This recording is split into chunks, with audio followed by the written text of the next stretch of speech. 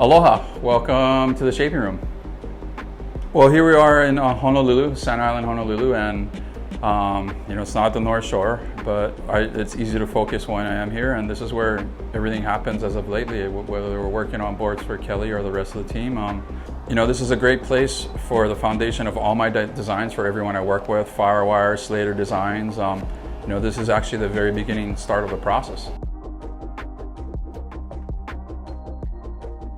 Well, that's a good question. What do wings do? Well, wings provide surface area elimination behind the breaking point, which means it creates a breaking point for you in theory, also a point to grab in theory, which acts like a fin for stability, but you're eliminating surface area, this much surface area. Let's say you kept that the same, if you can visualize the tail coming out to there, it's basically just elimination of surface area and breaking that rail line for a pivot point.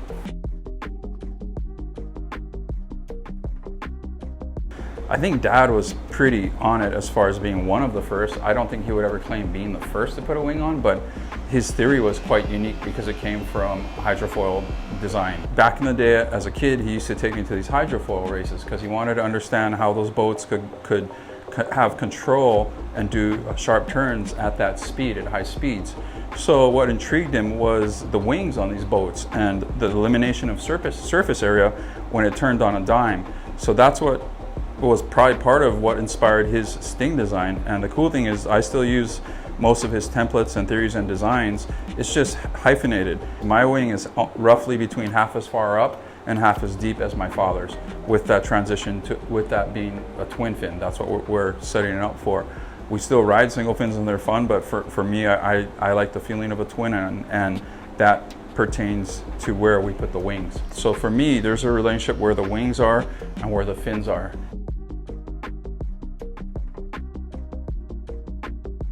All my fishes have evolved from a basic retro fish, and now where we're trying to get is pretty amazing by taking it, find the happy medium with width being not too narrow, because with a lower rocker, this design is fast. So now we're trying to not slow it down, we're trying to have it fit in curves more. So the curve of the pocket and the curve of the wave, because sometimes the rocker is so straight, you feel like you're surfing lenticularly, like it goes fast that way and that way and that way, but the moment you want to change direction and go in the pocket and carve in the face, sometimes it's so straight and so fast that it's shooting us past those sections. So now we're messing with tail rockers, a little more concave so it tracks more and stays more there with the same amount of speed because the rockers are low. So that's kind of the direction we're heading, trying to find that happy medium without having to ride, a standard performance shortboard.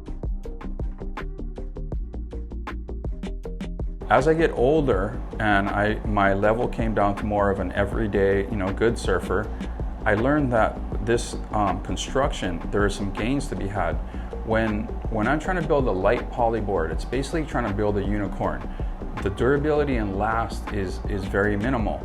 So for strength to weight ratio, this is really hard to beat.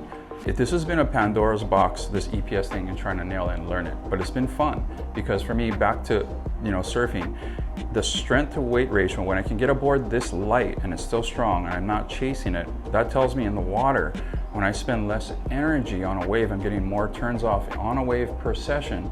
I'm getting gains out there, and that's the gain. When the board is 2 pounds lighter and stronger, now we have a light, strong board that has a little more durability to that. I'm not chasing those things, and it's easier to get them, and there's much more control. So when you start with a core that's 1.8 to 2 pounds lighter, it doesn't feel like we're chasing a unicorn and glassing this and trying to get it light.